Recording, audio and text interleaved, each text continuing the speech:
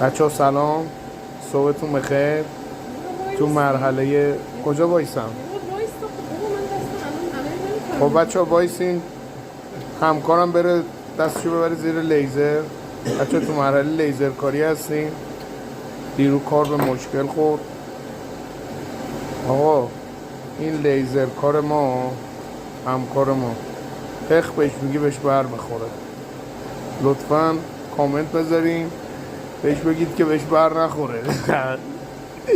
خب دست رو ببر زیر لیزر دیگه، بچه ها ببینن.